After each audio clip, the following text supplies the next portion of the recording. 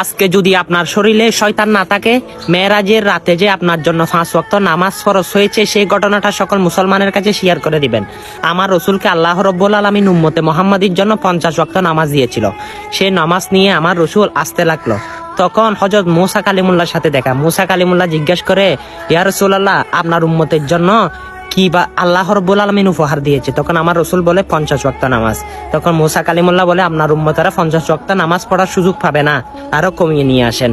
তখন আল্লাহর দরবারে আমার রসুল আবার গেল, গিয়ে কমাইতে কমাইতে 5 ওয়াক্ত নামাজে নিয়ে আসলো। সুবহানাল্লাহ। সে 5 ওয়াক্ত নামাজ আমাদের জন্য নাজাতের উসিলা। আল্লাহু আকবার। সে 5 ওয়াক্ত নামাজ তো পড়েন না। না হয় এই মেরাজের ঘটনাটা সকল মুসলমানের কাছে পৌঁছে দিন। নামাজ কিভাবে আসলো, কোন দিনে আসলো সেটা তারা জানতে পারবে। নামাজের সওয়াব কিন্তু আপনি পাইতেও পারেন। এটাই আপনার নাজাতের জন্য যথেষ্ট হতে পারে। অতি শীঘ্র শেয়ার করে, অনেক ভিডিও তো শেয়ার করেন, এটা শেয়ার করে দিন। আমিন।